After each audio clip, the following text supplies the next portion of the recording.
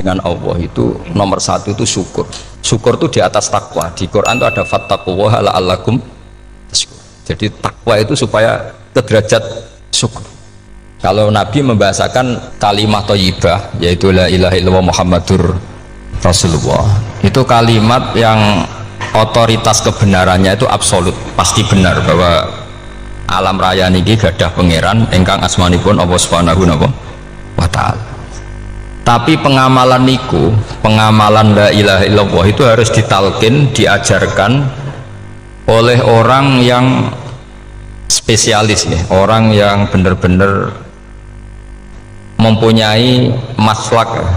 Maslak itu cara sampai kepada Rasulullah Shallallahu Alaihi Wasallam.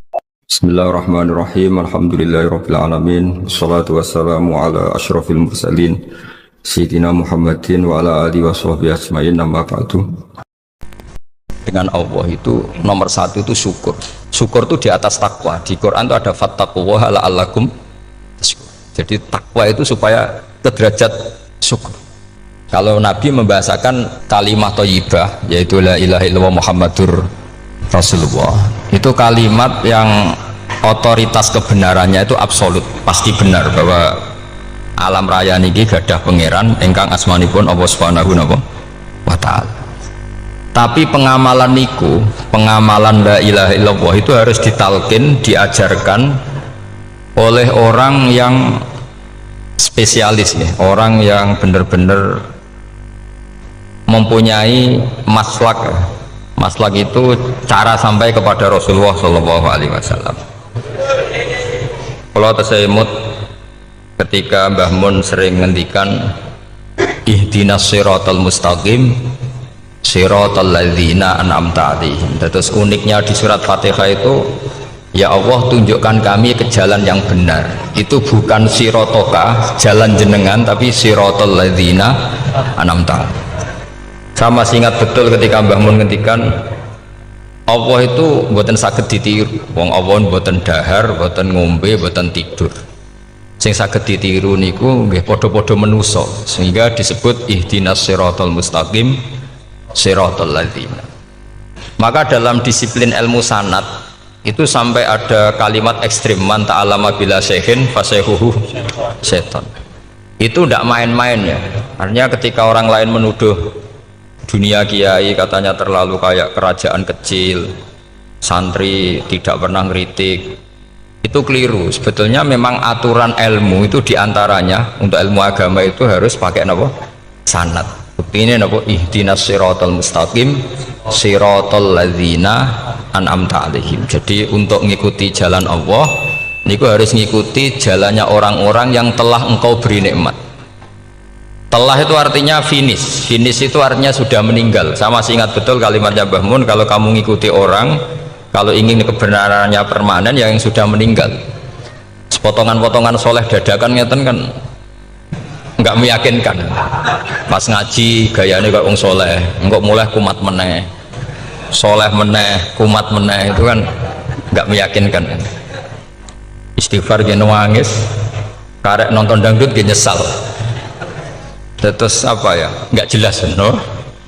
Terus gak kasil maksiat ya nyesal, gak kasil toat gitu nyesal. Itu nanti ikut partai wa akhiruna atarafu bidunubihim kholatu amalan sholihah wa akhiruna sayyi'ah. Jadi orang-orang zaman akhir itu nyampur aduk antara kebaikan dan keburukan.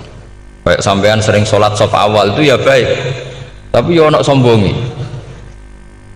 Maksudnya ono sombongi kowe iku sapa wani kok ngarep. Maksudnya itu ya ribet kan. Makanya ada wali jadi wali itu karena kalau sholat itu di belakang.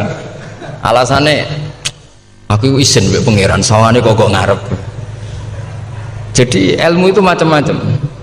Bapak Rian sering dawuh, nak ana wong istiqomah ngimami masjid itu ya apik. Tapi nak keseringan ya perkarane ambisi mau digenti. Jadi istiqomah itu nak keterusan itu ya dadi ambisi. Mulane gak jelas ngimami masjid terus itu istiqomah apa mau digenti. Artinya apa? Hidup ini gak jelas. Justru gak jelas itu bagus karena ketok menusane, napa? Ketok menusane. Sehingga dalam ilmu fikih itu lucu. Kalau cerita wali-wali top Abdullah bin Umar niku semadzhab dengan Abdullah bin Abbas. Mboten seneng urip teng tanah haram.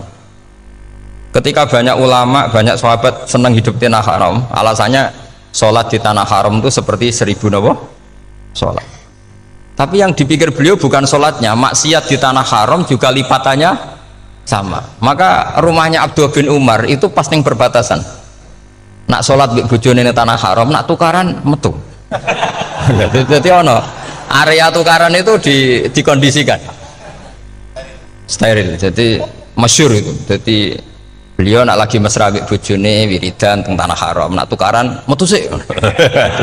Baru tukaran secara meyakinkan, karena sehingga kita di Indonesia sebenarnya punya sisi yang luar biasa karena kita ada maksiat di tanah haram. Jadi bisa saja kita ini orang keren karena tidak pernah maksiat di tanah haram. Walaupun saya tahu kaji atau umroh tambah keren karena nggak pernah maksiat di. Karena banyak juga orang yang nangis di Masjid Haram jebule ngenes, samu naki sing elek bojoku tok. Roh wong Turki wayu, wong Pakistan wayu. Bareng roh bojone elek wireng pesek. Terus nangis, ya Allah, samu naki sing elek kok bojoku tok. Nah, berhubung wayah haji dikira itu religius, napa? Akhirnya sing wedok gak terima, samu naki ganteng kabeh sing elek kowe tok. Makanya di haji itu pangeran nyindir faman faradha fihinnal hajja fala rafatha wala fusuqa wala jidala fil hajj. Itu pakai fi ku ing dalem. Jadi potensi maksiat kalau kaji itu fi. Justru pas haji itu pas potensi maksiat. Wong tenggene matof niku nggon tawaf niku. Wis masyaallah wong ayu ki pirang-pirang, wong ganteng ki pirang-pirang. Terus mari geger, mergo rebutan ngambung hajar macam-macam. Jadi pulau suwon ijtihad, dia napa ijtihad itu harus kita dengar. Jadi di antara mazhabnya ulama termasuk Abdullah bin Abbas itu nempat di Taif. Taif itu dari Mekah 3 jam. Alasannya nggak ingin kalau terjadi apa-apa di tanah napa haram. Kita tahu Ibnu Abbas itu mengalami konflik politik dengan Abdullah bin Zubair. Itu ekstrim betul konflik dua beliau. Akhirnya beliau milih di tanah haram. Wis tukaran-tukaran lah nak raning tanah. Maksudnya geremeng, bukan tukaran bacaan geremeng lah, geremeng sidik nara ning Masjid Haram. Artinya jangan kira orang di Indonesia terus ndak hebat, ya hebat, punya sisi nggak maksiat di tanah haram. Ya misalnya sholat kok ngarep nang Masjid Haram, jebule salate ya Allah sini wong. Wis kok ngarep paling afdol, jebule paling keliru coba. Mulai takbir yo keliru plus seudon. Haji Indonesia nu nak sofa walu niate rada elek. Sudah sih mau coba bismillah tau ora tau tak gua ngarep gitu. Menurut kalau yang kesekian kali ditanya gitu. Jadi niate gua ngarep gua kepengen ngetes sudah sih mau coba bismillah tau ora. Lho ngapain wape sholat atau wape seudon. Bantah-bantahan. Aku krungu dhewe tau gua ngarep pancen ra maca. Sing gak guri ora maca tapi lonton ora caku gua ngarep ya kepengen krungu nyatane ora. Jadi kok ngarep. Terus kedua niate iku balapan ngambung Hajar Aswad. Jadi sholatnya kok ngarep. Sekali salam langsung melayu ngambung Hajar Aswad. Ibu niat api niat elek roh, tapi tidak semua yang di sofa walu niatnya baik. Tapi niat tidak baik itu kadang baik. Itu saking apiane pangeran. Pulau kenangan cerita dari Mbah Mun yang paling saya kenang itu gini. Dulu wono santri nakal. Ya jadi ora dulu tok saiki luwih akeh, tapi sawangannya cerita kan kudu dulu karena sejarah itu syaratnya harus diomongkan dulu. Jadi aku rada kecewa mbek sejarah itu dulu ono santri nakal. Saiki luwih akeh. Niku kepengen nginceng ninge mergo ning wayu. Niku dhisik jarang ning sepeda motor ngalor ngidul ning pasar Bangilan jarang. Jadi nek kepengen roh iku kudu dadi bakul banyu. Terus bakul banyu karena satu-satunya cara roh wong ayu kudu dadi bakul banyu. Nyamar. Jauh ngisine ning jero jeding. Ya kadang ya roninge rajil bapan macam-macam. Kiai ini wali tenan, bukan wali debutan, bukan wali senior, namun wali betul. Nah, sama saiki dadi wali kan wis ora ono kuota wali, segelem ra gelem jumlahnya supaya tetap ada terus diangkat ngoten mawon wali. Itu bertahun-tahun. Kiai ini ngerti, seneng mergo digratisi, dikai rego murah. Kiai ini ngerti nek iku niate elek. Suatu saat gak ada perkembangan, santri ini mulai gerembeng karena nggak direspon. Diceluk begini ini. Dia pentok anakku, nggih yai. Kowe sholat ning Masjid Haram sof awal 40 dino jamaah mbok sof awal. Nggih Yai. Kok bar tak rapekno anakku. Nggih. Seneng salat. Hari pertama ya demi dapat istri, hari kedua terus. Suwe-suwe ku ku nyaman. Betapa nikmatnya sujud, nikmati rukuk terus nyaman. Saking nyamannya ku berkebutuhan salat di sofa wal. Bukan karena cewek tadi. Bareng hari ke-40 diparani mbek kiai ini. Aja mulai tak rabekno. Loh. Mboten saged, Mbah. Jare nek wis salat 40 dina tak rabek. Oh mboten, salat diterima untuk cawe tok. Mboten. Mboten. Ngenyak uang salat diterima dijoli. Jadi orang nggak bener itu kadang ya jadi bener. Jadi wali kadang daftarnya lewat bakul banyu, terus kadang rodok delok wedok sithik-sithik, tapi nak pangeran ngangkat kira kurang coro. Jadi wali can iki. Akhirnya kiai ini sing nangis. Cung gelem lecok kamu pede mantu wong. Iki gak gelem-gelem tenan. Ngenyak uang salat diterima dijoli. Wah, itu luar biasa. Terus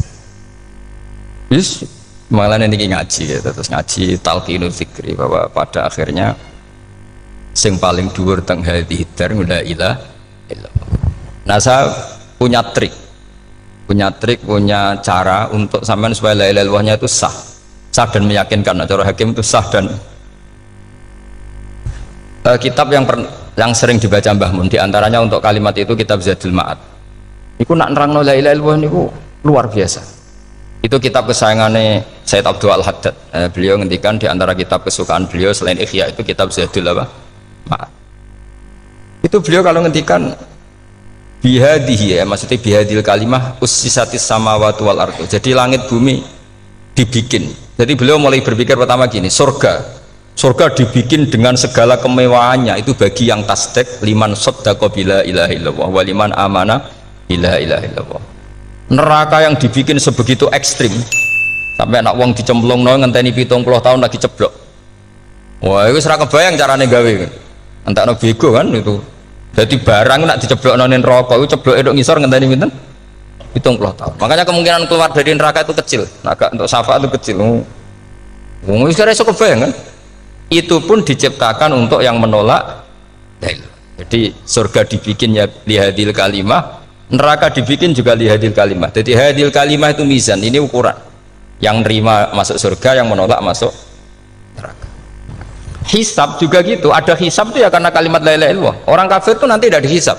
Nah cara Ibnul Qayyim, atau saya nggih ngoten. Ulaikal ladzina kafaru bi ayatina rabbihim wa liqaihi fahabitas a'maluhum fala nuqimu lahum yaumal qiyamati wasna. Ya lucu tuh, masuk Fir'aun dihisab. Kan sekarwan rokok kan. Jadi hisab itu nanti itu yang nggak jelas-jelas. Makanya sampean hati-hati itu potensi dihisab. Jadi yang jelas itu ada hisab. Masuk kanjeng Nabi dihisab kan tidak mungkin. Nabi Ibrahim masuk dihisab. Fir'aun masuk di, karena yang jelas surganya tidak dihisab, yang jelas nerakanya juga nggak dihisab. Nah, nak sing pengajian yo teko, dangdutan yo teko lah ini yang ini yang itu. Ya itu hisab itu. Dulu biskop ya bayar, mlebu masjid ya bayar. Cuma ada biskop 10.000, nak ning masjid 2.000. Itu ya hisab itu nanti. Jadi orang kafir yang karuan kafirnya itu istilah Quran fala nuqimu lahum yaumal qiyamati wasna. Nah, artinya ada hisab juga tolak ukurnya la ilaha illallah. Terus wabiyadil kalimah bu isatir rasul. Karena kalimat ini rasul diutus untuk melatih la ilaha illallah. Jadi kalimat ini luar biasa.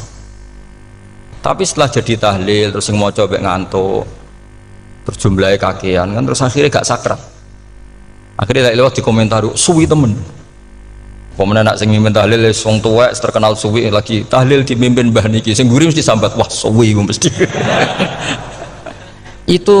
itu kriminal kita, itu kesalahan kita. Kalimat yang harusnya jadi tolok ukur surga neraka itu ukurannya kalimat itu, kemudian kita nganggap kalimat itu sebagai kalimat yang apa prop itu aja sampai ya. Makanya kalau suwon sing mimpin tahlil aja suwi-suwi lah. Bismillahirrahmanirrahim ping 3 hadir terus bar.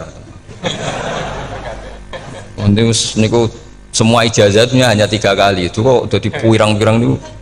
Tapi nak la ilaha illallah tolong gak hadir ya tak baleni neh dadi 6. Kok gak hadir? Jebule ping 1000 pun ndak hadir lah, ini yang masalah. Terus kula waca ndak ini supaya sampean ngerti kalimat itu menjadi kualitasnya bagus ndak itu karena cara pandang. Itu tadi kalau sampean mikir surga dibikin semewah itu dengan fasilitas bidadari secantik itu, semuanya kelas A, itu ya bagi yang menerima la ilaha illallah. Neraka dibikin se ekstrim itu juga bagi yang nolak. Jadi ini kalimat pembeda, makanya kalimat haqqin 'alaiha nahya wa 'alaiha namu. Terus wa biha atau 'alaiha. Ijazah gini usume usum. Wa biha atau 'alaiha. Tren ini gini wa 'alaiha atau wa biha. Wa biha apa wa 'alaiha? Enggak yang di sini umumnya. 'Alaiha nahya wa 'alaiha namut. Wa 'alaiha atau wa biha. Wa 'alaiha atau wa biha. Oh berarti orang jelas prinsipnya, gak jelas, gak jelas.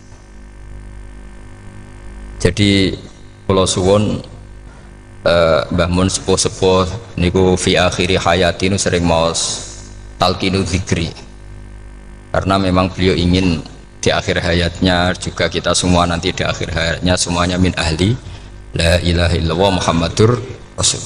Dan itu dimulai dari sesuatu yang sangat-sangat ilmiah. Yaitu tadi dimulai kenapa surga dibikin untuk sing iman la ilaha illallah. Kenapa neraka dibikin untuk yang menolak la ilaha illallah. Kemudian Rasul diutus untuk melatih la ilaha illallah. Nanti ada azab ya karena menolak la ilaha illallah. Ada maghfirah karena yang terima la ilaha illallah. Makanya istighfar, kalau cara oleh istihad, niku istighfar itu setelah la ilaha illallah cara kula oleh istihad. Di beberapa Indonesia itu thariqah punya istighfar dulu baru la ilaha illallah, tapi banyak ulama yang berpendapat dibalik, la ilaha illallah dulu baru, karena istighfar itu didengar Allah itu setelah tauhidnya benar. Ini cara madzhabnya Abul Hasan apa? Asyadzili, yaitu fa'lam annahu la ilaha illallah baru wastaghfir li dzambika ai li hadil kalimah. Karena orang bisa dimaafkan itu berdasar kalimat la ilaha illallah. Misalnya begini ya, orang kafir itu kafir terus sampai 70 tahun. Sekali melafatkan la ilaha illallah itu yughfar lahum ma qad salaf. Jadi kullil ladzina kafaru iyantahu yughfar lahum ma qad salaf. Artinya orang kafir itu belum pernah tahlil, belum pernah istighosah, ya belum pernah istighfar, tapi sekali melafatkan la ilaha illallah secara sah langsung yughfar lahum ma qad salaf. Berarti dulu mana la ilaha illallah sama istighfar untuk kepentingan dimaafkan Allah? La ilaha illallah cara madzhab Abul Hasan Asyadzili, karena alasannya wong kafir sing kafir wae tanpa istighfar asal kalimat la ilaha illallah benar langsung yughfar lahum maqad salaf. Jadi cara pikirannya Abdul Hasan Asyadzili itu la ilaha illallah yang benar dan kamu baru istighfar nanti insya Allah pasti dimaafkan bihaqqi la ilaha illallah. Jadi fa'lam annahu la ilaha illallah baru wastaghfir li dzambika bihadil kalimah, karena sahnya istighfar setelah kalimat ini sah. Itu orang kafir yang kafir berpuluh-puluh tahun itu langsung diberi bonus sama Allah yughfar lahum ma qad salaf. Nah, ukuran iyan tahu pakai apa coba? Hei para wong kafir nak kowe mendo sangka kekafiran, ukurannya pakai apa? La ilaha illallah. Sekali la ilaha benar langsung yughfar lahum ma qad salaf. Makanya ketika ya Ja'far Shadiq, Sayyid Ja'far Shadiq beberapa lama arja ayatin fil Quran adalah qulil ladzina kafaru iyan tahu yughfar lahum ma qad salaf. Tiga mana kan abet siswa malaikat dia wong kafir 70 tahun Gusti mau celek lu pisan langsung jenengan sepuro mosok kalau imam tahlil buatan jenengan sepuro ya tapi masalahnya nak malaikat tapi kowe golek wajib lah iku semare perkara iku semare masalah kan bersora ikhlas iku mulai masalah nak sing guri malah meneh tapi kowe mau celek lu ambek gremeng mergo kesuwen dan nak kesuwen wong gremeng sing dosa sing tahlil apa sing gremeng? Sing tahlil ya melok dosa mergo kesuwen, sing gremeng dosa wong kalimat thayyibah kok digremengi. Nah terusno sing ngundang ya melok dosa pisan ribet kan. Ya ora ono fikih ngono ya ora ono. Maksudnya kalau cerita daripada rawan dosa ya mendingan la ilaha illallah sing ora gremeng. Carane piye? Sing mimpin ya sing fasih sing cepet. Insyaallah. Oh teng desa kula anggere muni tahlil ben Gus Wak suweneng kabeh, mesti cepet. Jamin mesti cepet. Kalau ya sering ngomong, aku cepet lah lu mati sing suwi ya. Mergo suwi mari dosa gremeng ya perkara nah. Kiai-kiai kan do sungkan mek kula. Nah teng adat masyarakat kan nggih sampai Gus sampai anak kiai kan sungkan dadi kiai-kiai sing tua-tua akhirnya melok cepet. Dan ini harus dielmoni. Saya ulang lagi ya.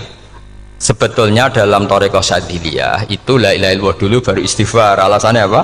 Sihhatul istighfar itu ba'da sihhati la ilaha illallah. Jadi dia bahwa qulil ladzina kafaru iyantahu yughfar lahum ma qad salaf. Saiki intiha anil kufri, berhenti kekafiran dengan kalimat apa? La ilaha illallah. Itu langsung yughfar lahum ma qad salaf. Dan Allah ngendikan fa'alam annahu la ilaha illallah baru wastaghfir lidzam. Ai bihadil kalim. Artinya gini, bisa saja istighfar kita itu tidak didengar Allah karena tauhid kita tidak pernah benar. Mau ngelafat notok tapi tauhidnya tidak benar. Maka terus dibutuhkan latihan-latihan dari ahlul ilmi, misalnya kayak Imam Sanusi, kayak Imam Asy'ari, itu pelatihan-pelatihan la ilaha illallah dengan pemaknaan yang luar biasa. Misalnya begini, ambil saja la ilaha illallah itu dengan makna seperti ini.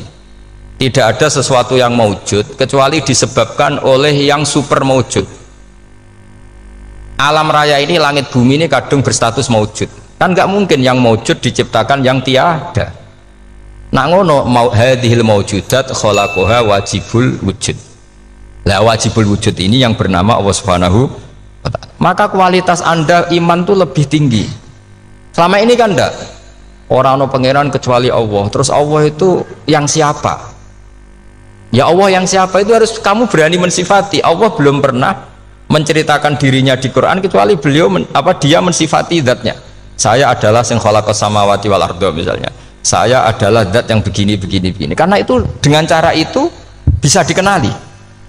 Ya, dengan cara itu bisa dikenali. Makanya Allah itu harus kita kenali, yaitu lewat ma'rifatullah. Ibadah tertinggi adalah ma'rifatullah. Ya caranya ma'rifat tadi dimulai. Gak mungkin alam raya ini kemudian diciptakan oleh al-adam, sesuatu yang tidak ada. Pasti yang namanya maujudat diciptakan yang maujud. Karena maujud ini maujud pencipta harus super. Lah super itu bahasa Arabnya wajibul wujud. Karena pencipta harus awal. Gak mungkin Fir'aun itu Tuhan lahirnya di bumi, berarti dulu buminya ketimbang Fir'aunnya. Tuhan-Tuhan yang lain juga begitu, masa dulu buminya ketimbang Tuhannya. Makanya Allah pasti Tuhan betul karena bersifat awal, bersifat qadim. Nah kalau kamu mulai latihan gitu, iman kamu itu bil bayyinah. Dan syaratnya iman yang benar adalah bil bayyinah. Bayyinah itu jelas welo-welo. Makanya semua nabi memaklumatkan diri, qul inni ala bayyinatim mir rabbi lam yakunil ladzina kafaru min ahlil kitab wal musyrikin munfakina hatta ta'tiyahumul bayyinah. Jadi kamu harus punya otoritatif kebenaran sing sampai welo-welo itu layak balus syakka wal irtiyab, sudah agak bisa ragu lagi. Nah saya khawatir kalau kita sudah tidak ngaji seperti ini, la ilaha illallah itu mau rutinitas. Pemenang nak kasiat ribet mana kan? Nak diwaca 1000 kasiat ini, nak diwaca 2000 kasiat, wah itu ngawur lagi. Saya itu kemarin ketemu banyak orang pintar lah di Jogja. Itu saya cerita, mereka tanya saya, Gus kenapa engkau jarang berdoa? Saya bilang saya itu sering berdoa, cuma mungkin Anda tidak tahu kata saya. Doa itu syaratnya harus setelah sihhatil iman, imannya itu benar. Dulu ketika Gerwani itu kampanye komunis itu gitu, anak-anak kecil disuruh memejamkan mata, ayo kamu minta permen sama Tuhan. Ternyata nggak dapat permen, suruh memejamkan mata lagi, coba minta sama bu guru, terus dikasih apa? Permen. Oh berarti yang ada bu guru bukan Tuhan. Artinya apa? Kalau umat Islam ini Islam ini kamu jual dengan doa, kemudian doa dipakai tolok ukur Islam bener apa enggak, habis kamu. Banyak orang ingin jadi Kapolri, jadi gubernur, jadi apa, ngundang orang-orang kondungo. Terus nyangoni akeh gak mandi, mesti dihujat deh. Dan sing donga yang ngerti nak ramandi, potongan wong seneng duit itu kan insya Allah ramandi lah kan kira-kira gitu. Jadi korbannya itu Islam kalau terus menerus doa yang dipakai apa? Transaksi. Maka doa itu nomor 2 atau 3, nomor 1 itu ya iman tadi, ma'rifatullah itu nomor 1. Bukan doa, karena kalau doa dijadikan nomor 1 takutnya itu dipakai ukuran. Makanya ketika orang kafir minta sama Nabi, minta itu ya bahasa Arabnya doa untuk mengubah Mekah jadi begini, untuk mengubah Mekah jadi makmur, jadi ada sungainya, roh. Nabi gak mau. Padahal Nabi kalau doa pasti mustajab apa enggak? Tapi andekan itu diturutin, maka ukuran iman selalu pakai doa. Dan itu bahaya jangka panjang, karena Nabi pirsa pengganti beliau-beliau kamu-kamu yang nanti doanya tidak mandi, itu bahaya, itu tidak prospek cara hitung-hitungan. Iya nak zaman Nabi donga mesti mati. Nak ketika era sampean dia nak kiai tenan Pak, kalau donga ana sugih, nak ora sugih kira kiai kan ribet. Mungkin dhewe kiai ora sugih kan ribet kan. Maka kita sebagai ulama itu punya hitung-hitungan. Nah, beda dengan pakai ma'rifatullah. Misalnya begini, ini contoh paling gampang. Orang kafir itu dulu mengukur kebenaran Muhammad, mereka tentu manggilnya Muhammad. Muhammad, kalau kamu mengklaim bahwa orang mati bisa hidup lagi, coba mbah-mbah kamu yang sudah mati bangunkan. Kalau bisa berarti kamu benar, kalau ndak ya ndak. Pertanyaannya itu yang faktu bi abaina in kuntum apa? Sodikin. Pertanyaannya, ngukur kebenaran dengan cara itu yang bikin standar siapa? Nah, Nabi itu sempat terdesak karena itu dipakai ukuran. Tapi kalau pakai ilmu mantek, jawabannya lebih gampang. Ngukur kebenaran dengan cara itu versi siapa? Versi saya. Kamu benar itu kalau bisa membangkitkan orang mati.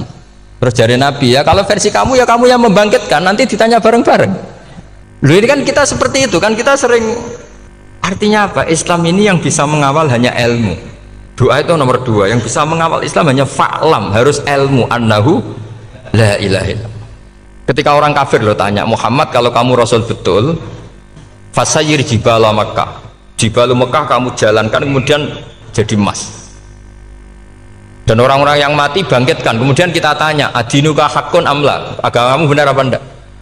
Nabi andikan minta kira-kira dituruti Allah apa enggak? Pasti dituruti. Tapi masalahnya, masa menunggu itu? Masa Allah menjadi Tuhan nunggu itu? Allah selalu Tuhan baik orang percaya atau tidak. Makanya Allah tidak mau nuruti, karena itu jadi problem jangka panjang. Iya, kalau Nabi mustajab doanya, ketus era umatnya seperti ini. Sing kiai ini bendino dalail ora mesti mandi dongane. Gue sasing tirakat lah, gue ora mesti mandi dongane. Nak bab donga niku wis padha wae lah. Misalnya mesti mandi, nak wong waras mesti dinggo donga husnul khotimah, ora dinggo golek sugih, itu mesti amatir. Nah masalahnya nak dinggo husnul khotimah bagi mereka yang kedonyan ya gak ngefek, dianggap tidak prospek. Panjang kan? Makanya itu pinternya Nabi, nomor 1 itu al ilmu, fa'lam annahu la ilaha illallah. Lagi wastaghfir li dzambi.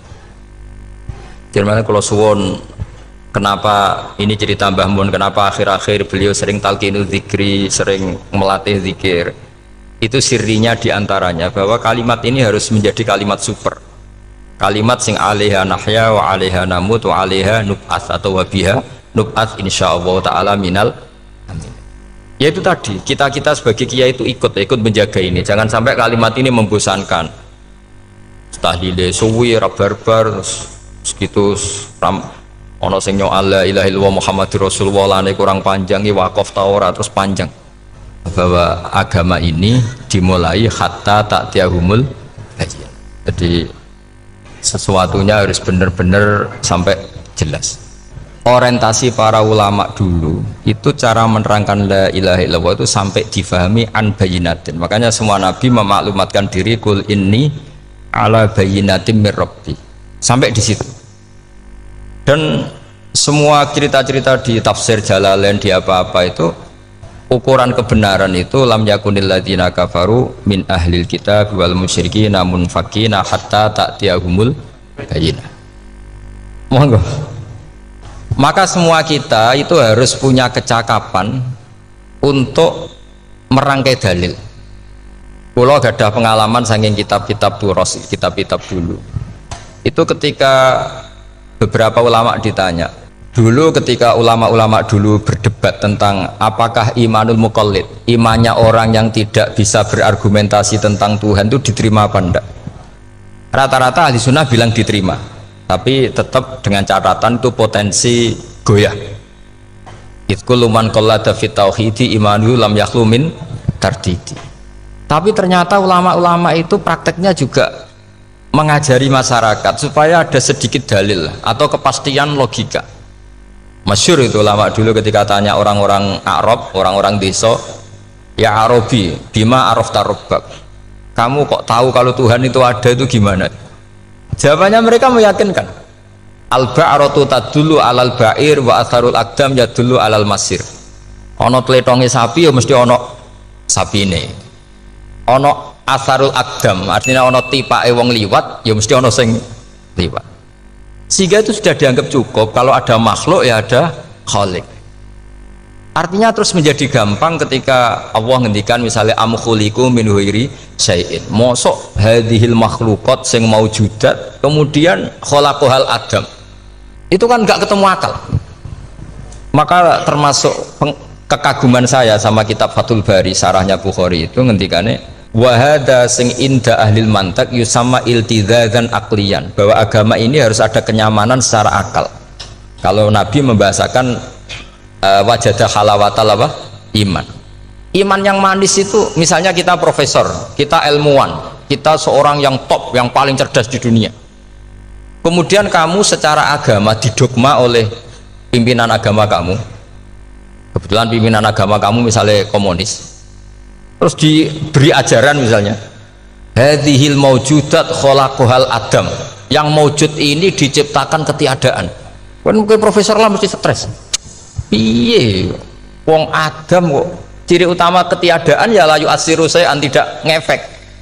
Bandingkan dengan misalnya kita goblok lah, petani lah, wong paling goblok lah misalnya diajari bumi ki ono mbah wonten, terus sing gawe bumi ono ya ono, wong barangnya ono kok sing gawe ra ono. Lebih gampang. Lah itu cara Fathul Bari hadaddin itu mudah sekali, sahlah qoriba. Kalau dalam baca Said Abdul Al-Haddad itu hadil kalimah sahlah qoriba. Sahlah qoriba itu enak difahami karena ya sudahlah, kalau hadil maujudat ya khalaqahal maujud. Berhubung maujud ini maujud khalik ya wajibul wujud, kira-kira maujud super lah atau kausa prima atau apa. Jadi segampang itu lama menerangkan tauhid. Nah khawatir saya kalau penjelasan seperti ini sudah hilang terus mau wong takok kasihate nak maca sak mene paket ngene, nak sak mene paket ngene.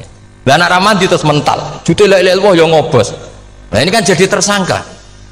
Makanya saya tadi bilang saya berkali-kali saya belajar tauhid, belajar ilmu mantek, itu kepentingan saya hanya satu, supaya orang familiar dengan logika la ilaha illallah. Itu tadi mulai yang pelatihan kelas ringan, yaitu tadi al-ba'ratu tadullu alal ba'ir wa atharul aqdam yadullu alal masir, sampai pelatihan yang agak berat, tapi sebenarnya tidak berat-berat banget karena tadi am khuliqu min ghairi syai'in. Masa kalian semua yang sebegini hebat maujudat kemudian kamu disebabkan oleh sesuatu yang tiada.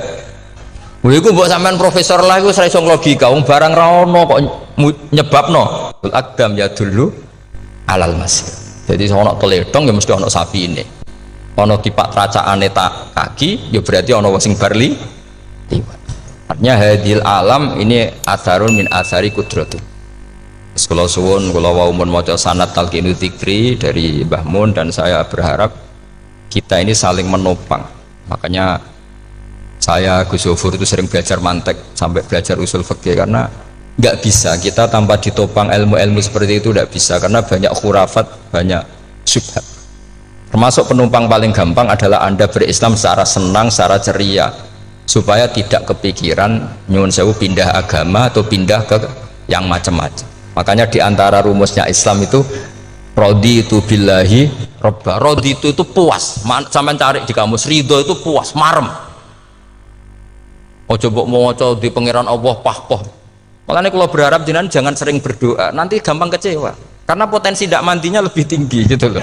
Jadi pokoknya seneng pangeran gue sopo sing gawe langit bumi, sing ngekek oksigen ora usah bayar, sing aku elek lah ya payu rabi, nyifati pangeran sing wis terjadi lho. Ora usah bayangno, wah aku jaluk jadi bupati ya ora jaluk sugih ribet.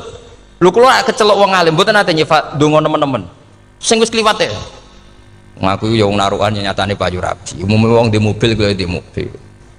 Umumnya wong bingung ya sering melok bingung. Sudah sebetulnya. Lho kok sampean kok ora top ya coba. Wong melarat sekolah ya ora tamat, ya tetep oleh menghirup napa oksigen. Presiden seneng jadi presiden, kowe ngopi untuk utangan ya wis semeneng. Semula ra diusir bojo ya wis semeneng. Sebenarnya seneng itu gampang. Mbok yo nyifati pangeran sing wis gampang-gampang lah, kayak di Quran itu nyifati Allah itu So alhamdulillah alladzi atamani wa saqoni. Aku melarat lah nyatane kelar mangan. Ya sudah yang gampang-gampang. Lah sampean ndak kakian donga ben sugih. Kula bolak-balik cerita, kula nanti dilani wong elek. Rayu elek sowan kula. Kula kenangan terbaik saya dadi kiai gini. Gus kula dongakno dadi sugih. Tenane, Mbak. Nggih, tak critakno. Nak bojomu iku sugih. Sing pertama ditata apa? Omah Gus ya, omah ditata. Suwe-suwe mobil ditata Alphard. Terakhir sing dievaluasi ku sampeyan. Omah wis apik, mobil wis apik, sing elek apa? Bojomu mesti sampean kena evaluasi. Iku wis mesti ya. Akhirnya Strasito. Jadi kalau nu nate bully tiang terbaik lah, kenangan saya terbaik jadi kiai ini gini kok. Akhirnya, iya Gus, kan nggak mungkin. Omah suwapi, mobilnya suwapi. Coba yang kamu evaluasi apa tuh? Mulai, artinya sudah lah, tidak usah kepengen itu dikurangi lah. Hubungan kita dengan Allah itu mensifati, itu insya Allah pasti lebih indah. Ya misalnya kita Islam ya alhamdulillahilladzi hadana li hadza ma kunna linahtadiya laula. Sudah, tapi sekali sampean mikir, sak rewangi Islam yo mesti mlebu swarga. Oh, mesti kena was-wase setan tak jamin. Sak rewangi salat yo mesti swarga. Tapi nak sampean alhamdulillahilladzi ja'alana minas sajidin wasyakirin aman.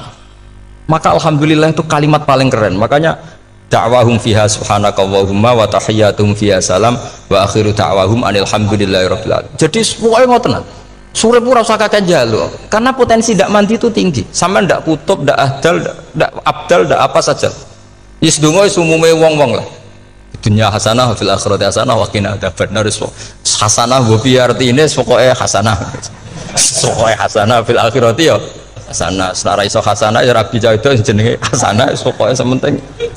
Karena kula niku pengalaman dadi kiai, so angger wong kok kakean donga mesti kakean ngeluh. Ya karena potensinya tidak mandi. Jajal sampean ndonga apa jajal?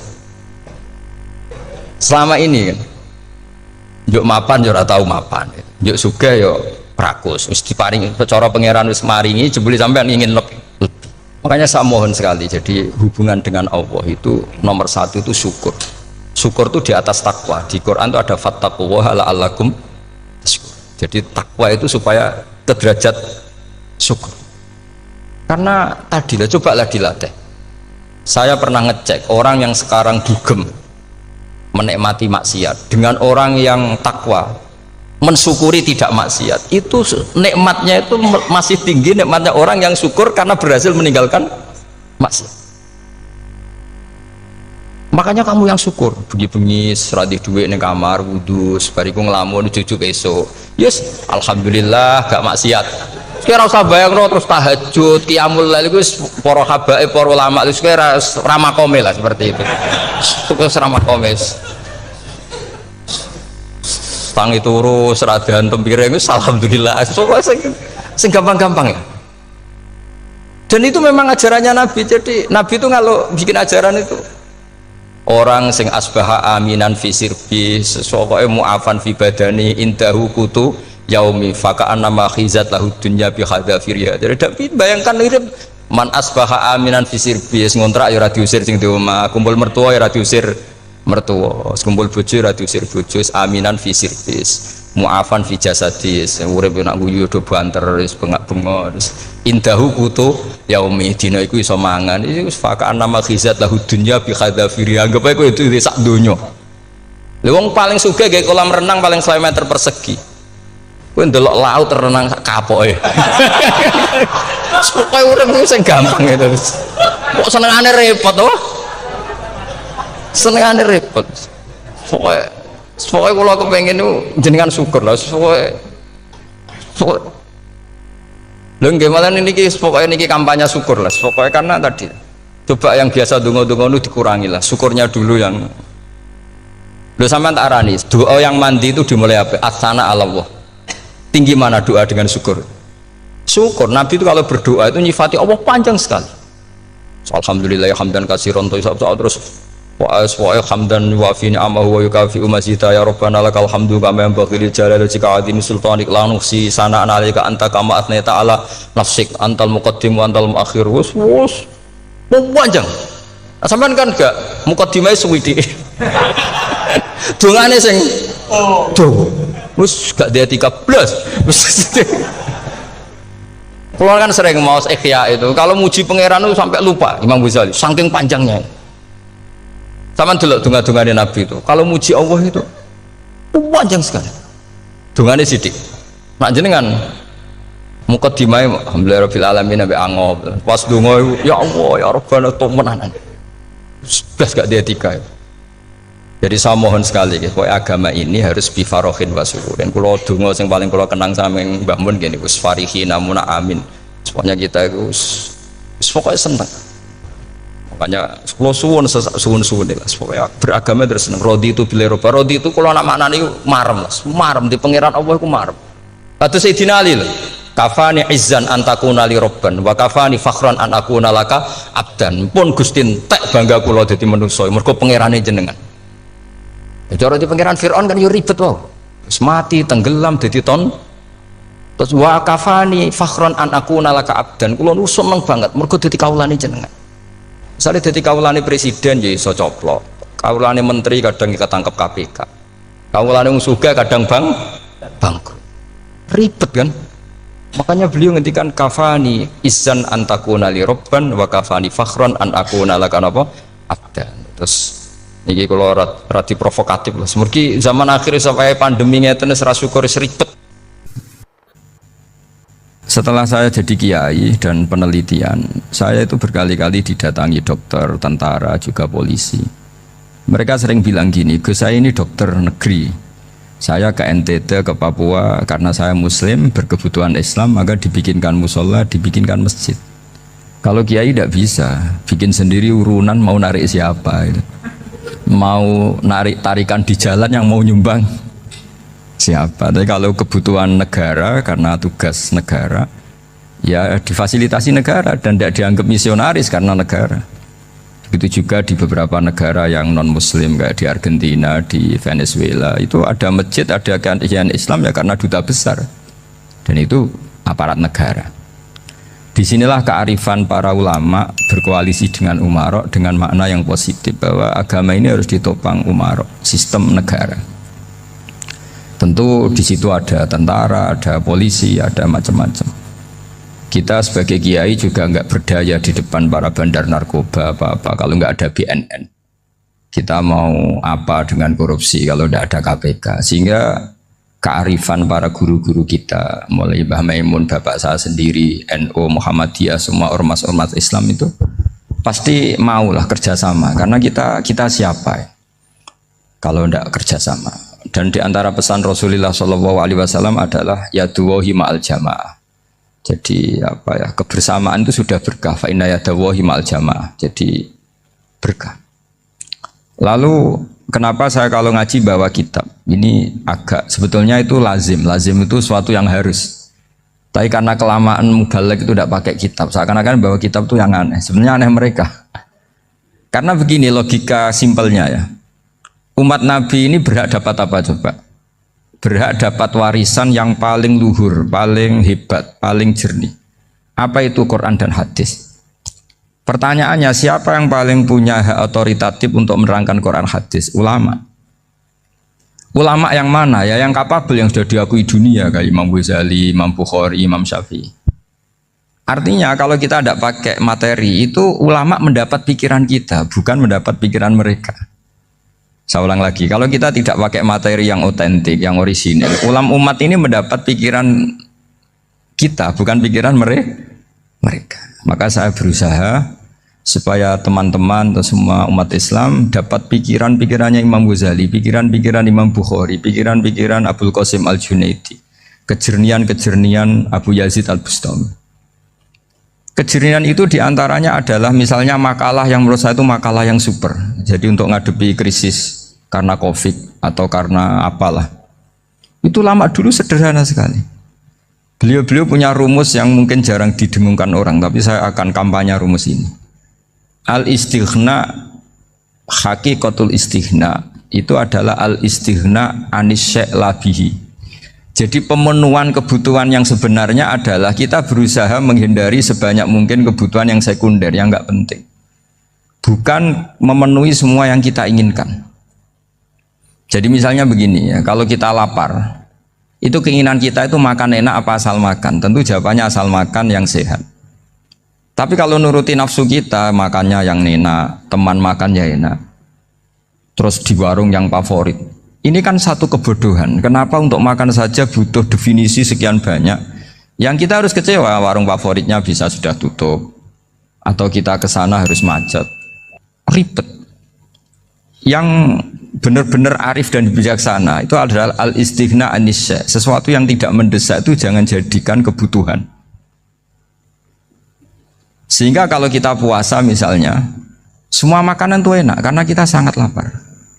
Sehingga Abul Qasim Al-Junaidi ketika ditanya, ma'idamu to'am, lauk makanan itu apa? Jawabannya lucu, alju, lapar.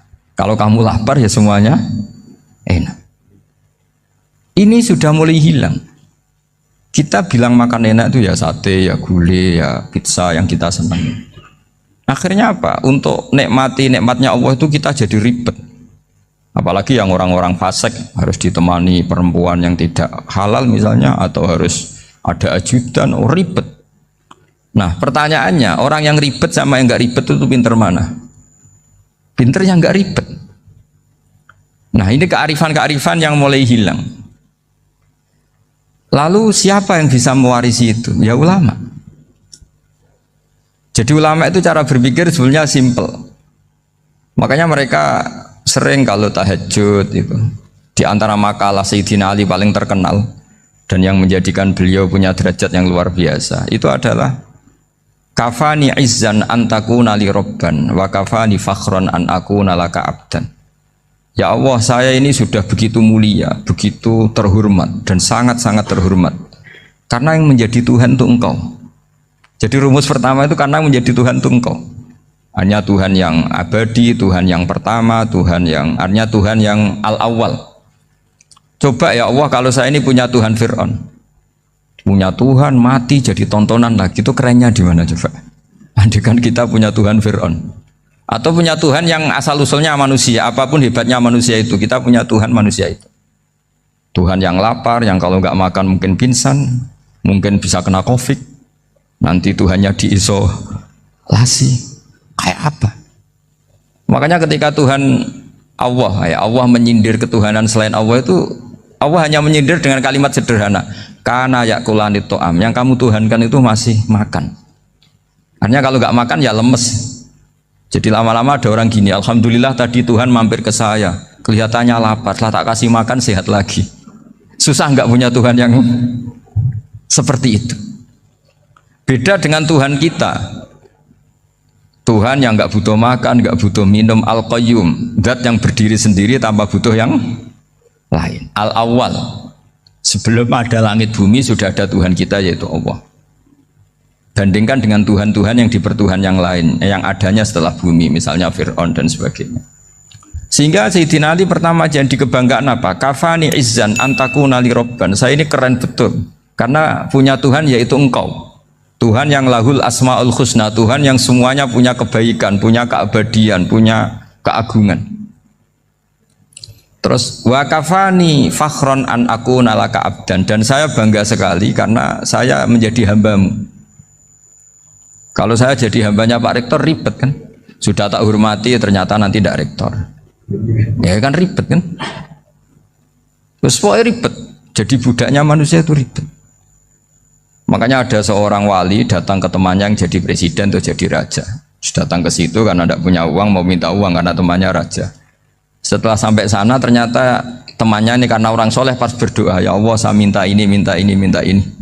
Terus si wali tadi pulang. Tanya, kenapa kamu pulang? Ternyata dia sama, masih minta-minta kayak saya. Jadi sederhana dia. Sama-sama minta kamu, minta zat yang kamu mintain katanya. Jadi dulu itu orang itu sebegitu dekat dengan Allah. Sehingga si raja ini terus ketemu wali tadi tanya, kenapa kamu menyepelekan saya padahal sekarang saya raja. Terus ditanya sama wali tadi, karena temannya, kalau kamu di padang pasir tidak bisa minum dan harus minum 1 gelas, dengan ongkos kamu harus mengasihkan semua kerajaan kamu demi minuman itu. Pilih mana, minuman apa tetap jadi raja? Ya saya milih bisa minum. Saya tidak raja tetap hidup, tapi kalau nggak minum mati. Bagaimana Anda bangga dengan satu kerajaan sing la yusawi kak samain, yang tidak sama dengan segelas air. Jadi artinya terus mereka melihat jadi raja itu ya biasa, jadi presiden biasa, jadi rektor biasa, karena mereka biasa berlogika. Hakikatul izzah itu ya taqarrub ila Allah, yang benar-benar terhormat itu ya dekat dengan Allah. Begitu seterusnya mereka bikin paradok-paradok yang aneh, tapi itu menjadi pelajaran. Bapak saya Ki Nur Salim itu senang baca anekdot Nasiruddin Koja. Itu kalau bikin orang-orang aneh, itu dia datang ke satu pesta, pakai baju lusuh, pakai sarung lusuh atau celana lusuh, sama Sohibul Bait yang punya acara dibiarin. Setelah dibiarin dia pulang pakai jas, pakai dasi, pokoknya keren. Dihormatin, pakai alpat, pokoknya dihormatin. Silakan. Pas dia disuruh minum, minumannya itu disokkan saja ke sakunya. Jas, kamu harus minum yang banyak, karena kamu yang dihormati, bukan saya. Terus makanannya semuanya diletakkan di saku, ada yang apa? Ayo kamu makan yang banyak. Alpatnya juga gitu, dikasih sate apa? Ayo kamu makan yang banyak. Mereka tidak melihat saya, melihat kamu. Akhirnya orang satu pesta itu istighfar semua, berarti kita ini salah. Terus dia pidato, kenapa kamu ngomong gitu? Tadi saya datang, orangnya sama. Gara-gara beda pakaian, penghormatannya beda. Berarti yang berhak dapat makanan ini jasa ya, bukan saya.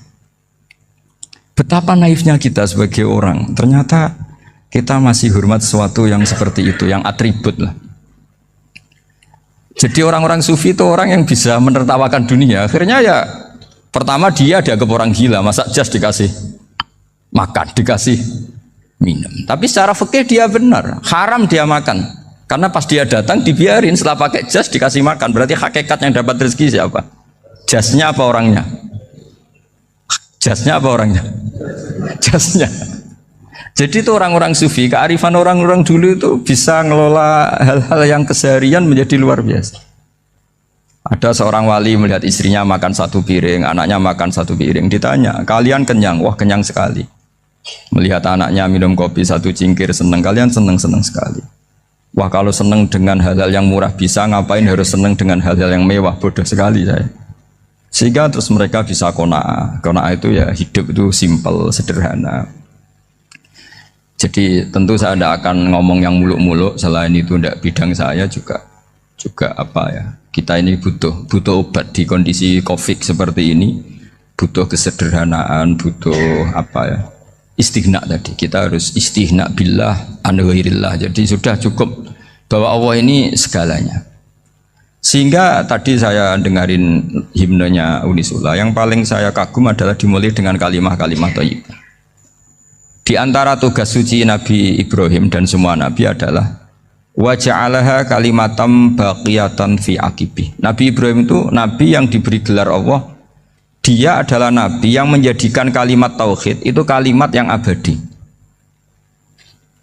Fi aqibi, di anak turunnya, di semua generasinya, baik anak turun karena gen maupun karena pembinaan, karena pendidikan.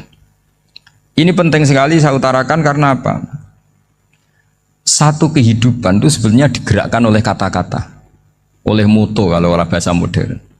Sehingga banyak ulama mengatakan al-ibarat kutun li'ailatil mustami'in, bahwa redaksi atau moto atau pegangan hidup itu penggerak kehidupan.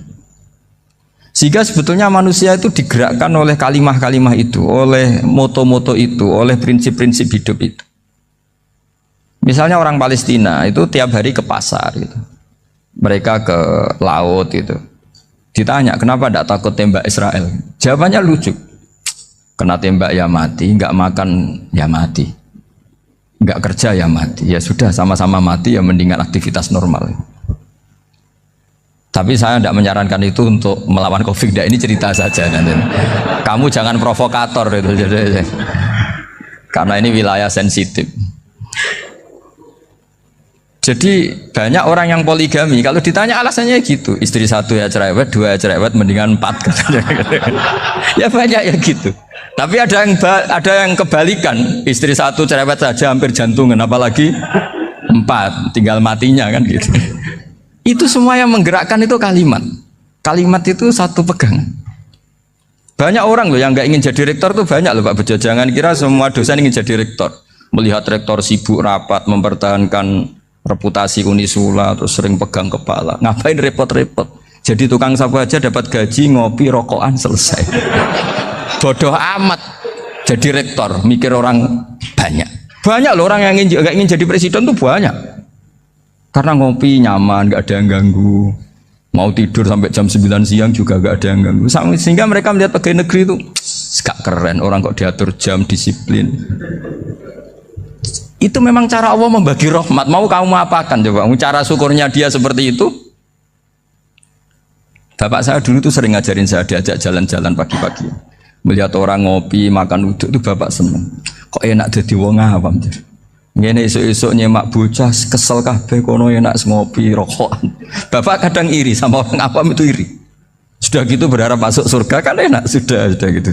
Tahu-tahu mati, tidak tahu ke surga apa ke neraka ya tidak tahu. Jadi nah orang dulu itu orang yang bisa mensederhanakan dunia.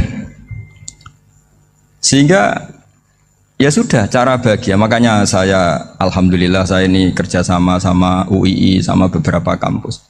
Memang amdan itu sengaja.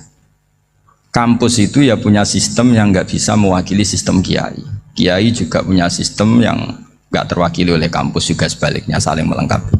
Saya sering ketemu rektor UI, rektor kampus-kampus Islam. Mereka cerita, Gus pendidikan pondok harusnya dimodernkan gini-gini. Saya bilang, kalau pondok modern kayak kampus itu nanti saya ketemu Allah nggak bisa jawab. Kenapa Gus? Saya beri contoh gini. Kalau misalnya perempuan perawan lah atau apa saja, namanya perempuan, mau tanya tentang menstruasi atau haid. Kalau semuanya sistem kampus, dia harus kuliah dulu, registrasi dulu, kuliah dulu, bayar dulu, dan dapat jawabannya nunggu mata kuliah pas itu. Bandingkan kalau sistem pondok, saya tuh sering ke pasar sama anak saya dicegat sama ibu-ibu. Gus, anak saya ngalami gini-gini, keluar darah terus menerus, nggak 6 hari tapi 1 bulan penuh. Itu hukumnya apa Gus ya? Nanti saya mau sowan ke jenengan. Nggak usah sowan di sini aja. Ya sudah. Sebelum mengeluarkan darah yang rutin seperti itu biasanya haidnya berapa hari? 6 hari ya sudah ikut yang 6 hari, yang lainnya istighatsah. Ngoten tok Gus, ya udah ya. Begitu terus di masalah udhiyah, Pak. Ya coba kalau semuanya pakai sistem kampus, daftar dulu, bayar dulu. Jadi ini nggak ada jawabannya, nunggu mata kuliah itu baru dapat jawaban. Itu biasa nggak sholat bertahun-tahun karena belum ada jawaban tentang itu. Nah itu kalau misalnya orang mati, tahunya cara apa memulasara jenazah itu nunggu kuliah dulu, pas mata pelajaran itu dulu, baru menangani orang mati. Berarti orang mati itu tergeledak semua. Tapi kalau kiai kan enggak. Kesini orang mati terbakar, kalau dimandiin malah badannya copot-copot, itu gimana hukumnya? Ini ada orang mati Gus Kendat, ini disolati apa enggak? Ada orang mati apa itu oplosan ya, itu disolati enggak? So sering ditanya gitu. Gak usah registrasi Pak Rektor, gak usah registrasi, gak usah daftar, gak usah seminar. Makanya kalau orang kampus wani kiai itu ya kualat tenan gitu, karena ini yang on time ya. Tapi pondok seperti saya ya ikrar seikrar-ikrarnya. Pentingnya kampus karena melatih efisiensi waktu, disiplin, tata kelola manajemen sehingga kita ya hormat. Tapi tadi kita harus saling melengkapi sehingga saya tunjukkan ke publik bahwa saya hormat sekali sama polisi, sama tentara. Coba kita bisa apa ngadepi bandar narkoba kalau enggak polisi? Bisa apa coba menjaga NKRI kalau enggak tentara? Begitu juga ya sudahlah kita memang fa inna yadallahi ma'al jamaah, kita berkah itu kalau bersama-sama, tidak bisa kita sendiri. Nah lalu orang kayak saya itu ya beberapa kali sebetulnya saya itu ditawanin jadi doktor honoris causa apa.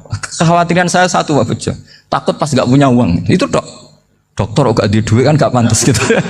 Jadi repot gitu, daripada beban lah sudah lah nggak usah dokter. Jadi kalau nggak punya uang ya pantas, terus kalau ngebis ya pantas. Suatu saat kalau mati nggak ada yang hadir ya pantas, nggak dokter gitu. Kalau sudah dokter kok masuk neraka, kayaknya apalagi rektor kampus Islam kok masuk neraka itu kan kok kayak nggak pas itu. Misalnya rektor Unisiola ditanya mungkar nakir nggak bisa kan kayak gimana gitu. Makanya harus sering ngaji saya supaya nggak malu di depan mungkar nakir. Masa rektor ditanya mungkar nakir nggak bisa. harus berani bentak. Ini saya rektor loh Pak Mungkar Nakir. Masa kalau wali-wali dulu berani. Masyhur di cerita wali-wali ditanya marabbuka manabuka. Saya ini guru tauhid. Kok kamu tanya marabbuka manabuka yang ngotok? Kok kamu tidak pernah ngaji enak aja tanya. Jadi wali-wali itu ya rileks ngadepi mungkin. Saya yakin rileks wali di Bang Pak Rektor. Saya yakin itu. Karena wali itu lebih dekat Allah. Sehingga orang dulu itu saya ulang lagi ya, ada satu kearifan namanya hidup itu apa? Hidup itu adalah cari sebanyak mungkin supaya hidup itu tidak tergantung pada banyak hal. Sehingga misalnya cara berpikir orang-orang modern itu sebenarnya banyak orang-orang ilmuwannya nggak ngagumi Amerika. Bukan karena angkuh ndak. Untuk mempertahankan kebesaran negara sebesar itu, kebutuhan listriknya besar, kebutuhan tentaranya besar, kebutuhan apa?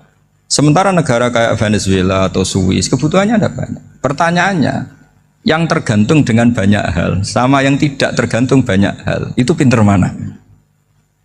Kalau dibalik pertanyaannya gitu, negara-negara maju itu tidak keren kalau dibalik pertanyaannya. Orang yang untuk mempertahankan eksistensinya banyak, butuh banyak hal, dengan yang tidak butuh banyak hal, itu pinter mana?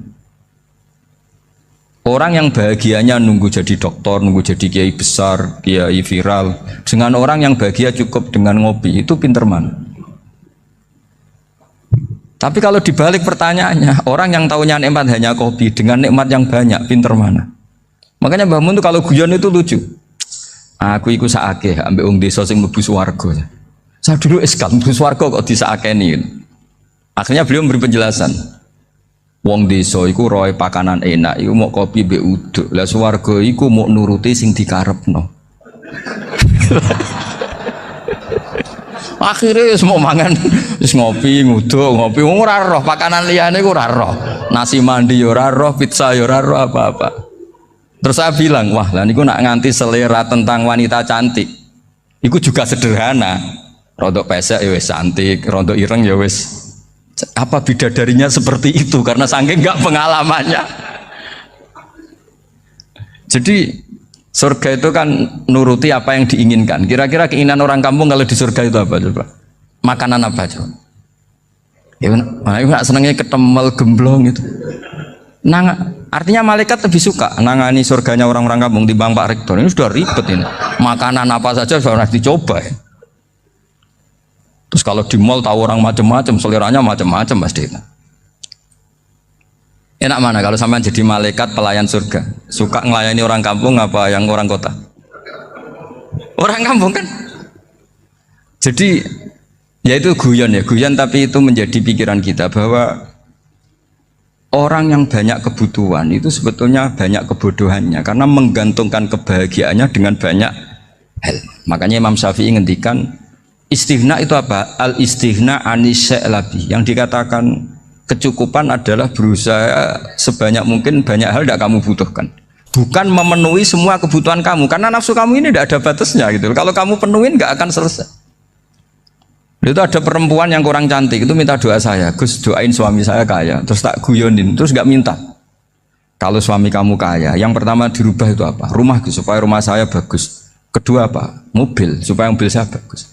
Nanti yang dievaluasi itu kamu. Mobil bagus, Alphard, rumah mewah, istrinya kamu. Pasti itu dievaluasi. Langsung nggak usah sudah gini aja kan. Jadi pertama yang dievaluasi itu kaya itu coba kalau suami kaya itu yang dievaluasi pertama rumah ya, rumah ganti. Setelah itu apa? Mobil. Kira-kira berikutnya akhirnya harus bagus nggak jadi. Nabi Ibrahim itu pernah minta umur panjang, keren umur panjang. Sama Allah nggak dijawab. Datang orang tua gitu mertamu ke Nabi Ibrahim, terus disuguhi dikasih kurma. Apa itu? Kok kurma apa? Anggur yang sudah matang sekali, sudah dimakan. Setelah dimakan meler keluar lagi, dimakan lagi meler lagi. Terus Nabi Ibrahim masuk lagi ke kamar. Ya Allah, doanya tak cancel. Nanti kalau saya tua kayak itu. Jadi Allah itu nggak jawab langsung tapi ngirimkan itu. Akhirnya ya Allah nggak jadi. Nanti takut itu. Saya pernah ngalami jadi kiai tadi, ada ibu-ibu ya kurang ya agak pati cantik lah. Suaminya tuh miskin sekali. Minta doa saya supaya kaya. Bareng tak kasih pertimbangan itu udah enggak usah, enggak jadi. Jadi itu kearifan. Tapi kearifan ini harus kita tanamkan. Saya nggak bisa membayangkan Indonesia yang besar ini, andai kan tidak ada qanaah, nerimo ing pantum. Coba sekarang ada Covid. Andai kan Indonesia tuh kayak Perancis. Saya beberapa kali punya tamu orang yang hidup lama di Perancis, bahkan dapat istri orang Perancis. Itu dulu nggak begitu mencintai Indonesia. Tapi setelah di Perancis 2 tahun, wah Indonesia hebat. Di Perancis itu kata dia kalau cerita, semua kebutuhan masyarakat itu dibebankan ke negara. Apa saja minta negara, apa saja nyoal negara. Sementara Indonesia, coba kalau Indonesia mengalami seperti ini kok tidak ada qanaah rimo ing pantum, bisa kios Indonesia. Orang miskin nyalahkan negara, kelaparan nyalahkan negara, apa saja. Tapi barokahnya dididik kiai jogeman nyalahno wong liya. Surip pun romo ing pandum, diame. Sampai gak ngerti kalau Covid. Banyak tuh orang-orang kampung itu, orang lugu-lugu itu. Mbah niki saking Covid, salam ning Covid, muga-muga umure panjang. Dikira Covid itu nama orang yang ahli sosial itu. Mbah niki dana saking Covid. Matur nuwun sampekno salamku, muga-muga umur panjang. Bingung kan yang nganterin ini. Ini gimana yang mau menjelaskan? Memang nggak paham. Ribet kan. Tapi saya pastikan bahwa dengan keadaan seperti ini kita bahagia, kita stabil, itu jelas barokahnya kalimat tadi, moto tadi atau pegangan hidup tadi. Makanya disebut al-ibarat qutun li'ailatil mustami'in, bahwa redaksi atau kata-kata atau pegangan atau filosofi hidup apalah namanya itu adalah penyemangat. Penyemangat. Karena kata-kata ini memang luar biasa. Ketika sahabat perang demi kebenaran, zaman itu ya pasti benar karena yang dibela Nabi. Dulu itu kan enak zaman Nabi, yang dibela mesti benarnya, musuhnya mesti salahnya. Sehingga dulu itu memang harus tegas. Kalau sekarang mau tegas gimana? Yang kamu bela tidak mesti benar, musuhnya tidak mesti salah. Ribet kan kalau misalnya saya tukaran sama Pak Rektor, kamu mau bela mana kan bingung. Saya tidak mesti benar, saya ada Nabi. Pak Rektor apalagi nggak mesti benar lagi kan? Ribet kan? Jadi kalau kita mau perang sekarang itu mau pede gimana? Enggak. Makanya banyak ulama sekarang tuh mau tegas tuh nggak berani karena ya banyak hal yang abu-abu lah wilayahnya. Misalnya pilihan presiden, atau pilihan bupati, pilihan menteri. Kamu mati-matian bela itu, yang kamu bela tidak mesti benar, musuh kamu tidak mesti salah. Misalnya pilihan bupati, wah ini kabupaten ini baik kalau bupatinya ini, yang satu bilang ini, terus tim suksesnya kamu tanya, kamu yakin? Ya tidak juga. Lah kenapa semangat? Kan saya botohnya, paling alasannya ya itu aja, bukan yang lain. Beda dengan zaman Nabi, nabinya mesti benar, Abu Jahalnya mesti salah, kan enak aturan mainnya jelas. Singkat cerita dalam perang itu banyak sahabat yang ngalami luka, ngalami apa gitu. Kemudian curhat ke Nabi, ya Nabi gara-gara derekkan jenengan, ngikuti jenengan saya harus ngalami seperti ini, seperti ini. Ngiranya orang itu diapresiasi sama Allah keluarnya. Ternyata sama Allah gak diapresiasi. Malah diturunkan ayat intakunu ta'lamuna fa innahum ya'lamuna kama ta'lamun wa tarjuna minallah malah yarjun. Kalau kamu sakit karena perang, orang-orang kafir itu ya sakit, itu saja berani padahal demi kekafiran.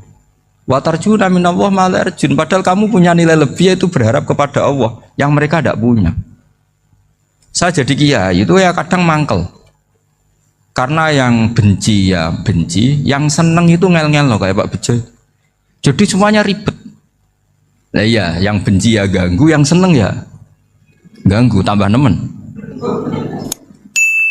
Seribet. Tapi kalau sudah ingat bandar narkoba, mereka berhadapan dengan polisi, kadang ditembak karena kesalahannya terlalu fatal. Antar persaingan mereka juga bisa tembak-tembakan karena merebut pasar narkoba. Itu saja mereka berani.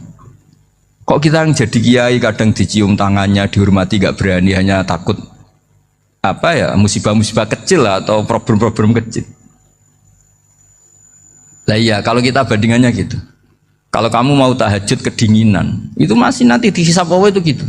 Maling ayam itu keluar malam-malam, hanya dapat ayam. Itu gak takut dingin. Ya gak takut digebuki masa. Kamu mau tahajud saja takut dingin. Makanya nanti hisabnya orang soleh itu nanti dijajarkan orang dolim. Terus diperbandingkan. Wah itu habis kamu kalau itu. Jadi misalnya Unisula mau rapat, tapi ini malam, kalau malam dingin nanti sama masuk angin. Anak-anak pang di perapatan aja berani kamu. Kalau sudah perbandingannya gitu tuh ribet kita nanti. Makanya itu kalimat itu moto atau filosofi hidup. Sehingga diulang lagi nasihat itu. Iyam saskum korhun faqad masal qoma korhum mislu. Kalau kamu kena luka, orang-orang yang nggak benar juga akan kena luka. Itu aja berani demi ketidakbenaran. Masa kamu demi kebenaran nggak berani? Akhirnya orang itu, ya itu kalimat, itu heroik. Makanya kita ini penting ya, makanya tadi himne Unisula dimulai kalimat thayyibah. Karena kalimat ini yang menjaga kita kalimat ini. Misalnya tentang Tuhan.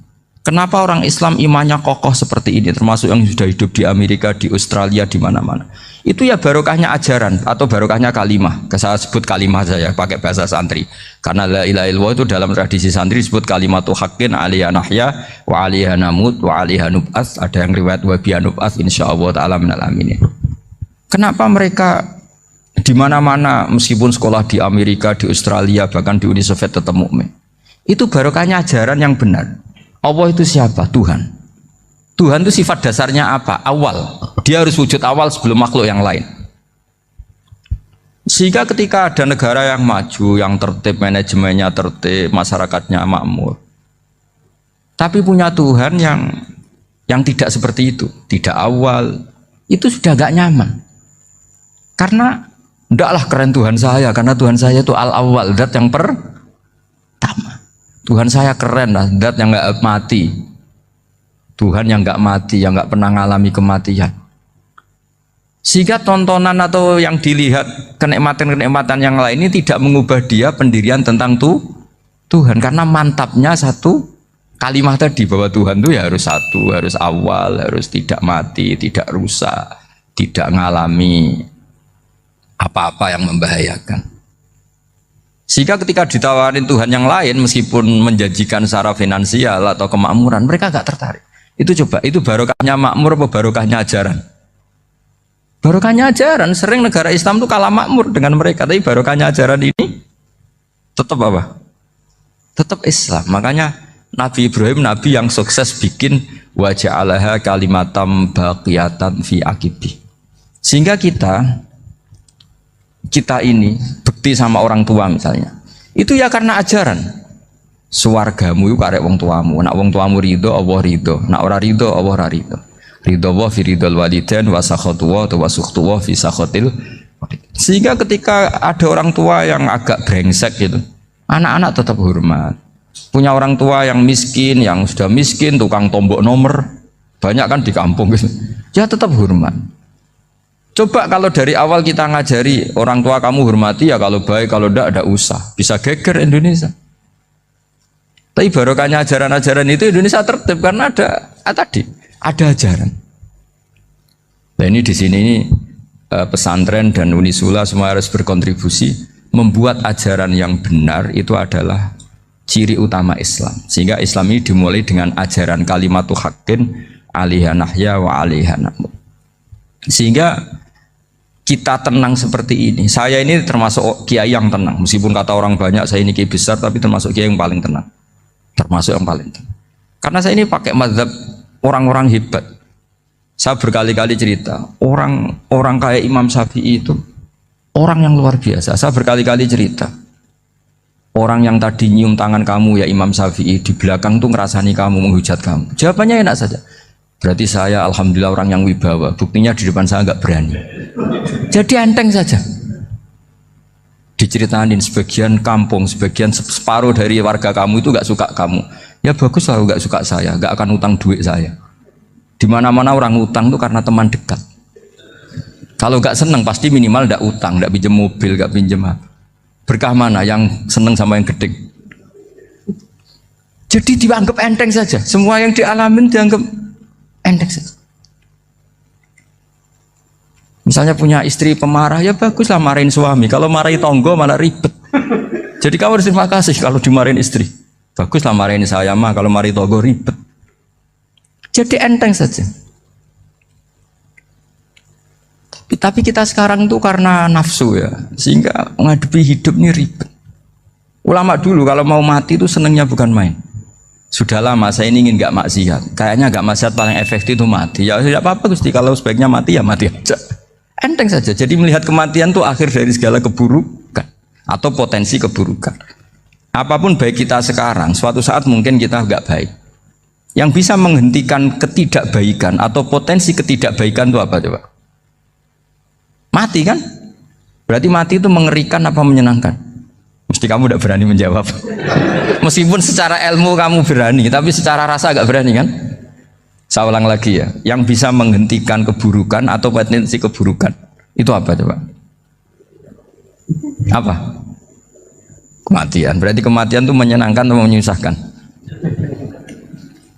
Apapun kamu tidak berani jawab karena kamu agak-agak duniawi itu kelihatannya. Tapi secara ilmu kamu tahu kan kalau mati itu tidak buruk-buruk banget. Karena apa? Itu akhir dari segala keburukan. Sehingga Nabi ngajarkan kalimat itu begitu luar biasa. Allahumma ahyini maka natil hayatu khairan li wa tawaffani maka natil wafatu khairan li. Nabi melihat dunia itu begitu indah. Ya Allah, kalau saya ini hidup, anggap saja hidup ini ziyadatan li fi kulli khairin, menjadi modal saya menambah segala kebaikan. Jika suatu saat saya mati, anggap mawon rohatan li min kulli syarrin, itu akhir dari segala keburukan saya. Sehingga mati hidup ya baik karena di situ kita bisa berkontribusi beramal soleh. Mati juga baik karena mengakhiri segala keburukan. Nabi nate ngendikan lagi, ajaban li amril mu'mini inna amrahu kullahu khair. Orang mukmin itu mengagumkan, semuanya baik. In asobathu na'ma syakara fakana khairan lah. Kalau baru dapat nikmat dia syukur, maka itu baik. Wa in asobatu dharra sabara, kalau dapat masalah mereka sabar, itu juga baik. Sehingga orang mukmin dua sisinya pasti baik. Itu juga kalimat, maksudnya moto atau pegangan hidup. Nah berikut ini saya beri contoh, ini kenangan saya, ini contoh terakhir. Masalah jadi orang terkenal maupun tidak. Di sini dicontohkan Imam Ghazali di halaman 367 di kitab saya 367, juznya 3 di kitab Ihya Ulumuddin. Di sini beliau cerita betapa untuk menjaga ikhlas sebaiknya orang itu tidak terkenal, tidak syuhrah, tidak terkenal. Oke, itu kita sepakat ya, karena kalau terkenal mungkin orang dipaksa publik dengan tanda kutip untuk selalu berbuat baik, tapi karena jaim lah, jaga image atau apa. Tapi ketika dibalik pertanyaannya, kamu rela yang terkenal itu orang nggak benar, sementara yang orang benar itu nggak terkenal. Lalu masyarakat tahunya yang tidak benar. Kalau pertanyaannya dibalik gitu, orang baik wajib terkenal enggak? Kalau pertanyaannya dibalik seperti itu. Dokter yang benar tidak terkenal, yang malpraktek terkenal. Kamu ingin kondisi seperti itu? Gak ingin kan? Kampus yang bagus gak terkenal, kampus yang bagus gak terkenal, yang gak bagus. Nah, artinya apa? Gara-gara olah kata, olah pikiran, ini logika jadi rubah. Lagi-lagi apa? Jawaban itu ada di kata-kata sebetulnya. Makanya bab-bab seperti ini tidak usahlah kita berdebat, berpolemik. Sebaiknya orang itu humul, menutup diri, apa sebaiknya orang terkenal, itu nggak perlu seperti itu. Sudah terserah Tuhan saja. Makanya saya mulai dulu ngaji sampai sekarang itu ya tidak punya punya ikon tertentu atau punya website tertentu, enggak. Sudah terserah pangeran. Sudah, saya juga tidak sok suci materialistik atau enggak, ya tidak mikir saya. Bukan apa-apa ya, karena saya ini kiai, jadi biasa urusannya sama Allah, tidak sama makhluk. Jadi pusing kalau sama sarah-sarahnya makhluk itu pusing. Meskipun rektor kalau nasihati saya pasti tidak saya terima, itu tetap makhluk, itu sudah ada ngefek. Kalau saya itu sudah ada itu. Bukan karena saya sombong, ya memang makhluk betul gitu, bukan cuma nasibnya bejo aja, tapi makhluk tetap makhluk. Saya beri contoh ya. Ini makalah yang ditulis Imam Ghazali. Ya, I'lam aslahaka Allah anna aslal jah wa intisarus sayyid atau sayyidi wal istihar wa huwa mazmum itu. Balil mahmudu al khumulu illa man saharahu wa ta'ala linasri dini min ghairi takallufi talabi syuhrati minhu. Jadi kalau kamu ingin ibadah kamu selamat ya kamu jangan terkenal. Tapi resikonya adalah kalau kebaikan itu tidak terkenal maka agak dikenali. Kalau agak dikenali berarti masyarakat hanya punya percontohan yang tidak baik karena yang baik tidak terkenal. Jadi itulah ulama-ulama dulu. Jadi apa-apa itu dibanding-bandingkan. Kemudian nanti kelihatan jawabannya itu kelihatan. Jadi ulama dulu itu biasa ngarang misalnya afatun nikah, sisi negatifnya nikah. Harus ngurmat istri, harus macam-macam, kalau terlantar itu ya dosa. Seperti tadi Pak Marsudi cerita, kalau orang ngapalkan Quran itu takut lupa, kalau lupa itu jadi dosa. Pertanyaannya, kalau semua orang takut lupa, takut dosa, semua orang nggak hafal Quran karena potongan-potongan lupa. Cara berpikir tidak seperti itu. Kalau berpikir ya namanya hafalan ya inginnya hafal, kan nggak ingin lupa. Lah nanti kalau takdirnya lupa karena hal-hal yang dimaklumi oleh syariat itu enggak yang termasuk dosa. Yang dosa itu lupa takliwiri udhrin syar'iyyin, lupa yang tidak ada sebab yang apa? Syar'i. Tapi lupa bawaan EQ-nya tidak bagus. Lupa bawaan sering dibentak. Oh itu enggak masalah karena bawaannya orang tertekan itu ya lupa. Coba kamu hafal Quran. Terus punya kredit jatuh tempo. Pas hari itu aku yakin enggak cerdas sudah. Itu bawaannya orang tertekan tuh pasti lupa. Jadi ya saya teruskan ya. Jadi terus ada makalah yang sangat bagus sekali tentang itu. Saya baca ya. Wa yadullu ala dzalika anna Allah azza wa jalla amaral anbiya'a bi idharil amali lil iktida wa khassahum bi mansibin nubuwah. Wala yajuzu ayyudhanna bihim annahum khurrimu afdolal amalen. Jadi orang yang terlalu mendewa-dewakan khumul itu menutup diri. Oke itu baik karena dengan khumul, dengan menutup diri Anda tidak riya, Anda tidak pamer. Tapi kata Imam Ghazali, kamu juga harus ingat di antara syaratnya Nabi itu harus mengumumkan kalau beliau itu seorang Nabi. Harus memaklumatkan kalau beliau seorang Nabi supaya bisa diikuti. Caranya sholat harus diumumkan sehingga Nabi itu mengatakan harus jamaah. Karena dengan cara jamaah itu bisa solu kama ra'aitumuni usolli. Coba kalau Nabi sholatnya nggak diperlihatkan, kamu harus sholat yang benar. Caranya gimana ya Rasulullah? Itu rahasia. Bingung nggak kira-kira? Bingung nggak? Ya misalnya amal rahasia selalu lebih baik. Terus ada pertanyaan, Nabi ngendikan kamu sholat yang benar. Caranya gimana Nabi? Ya itu rahasia. Terus gimana coba?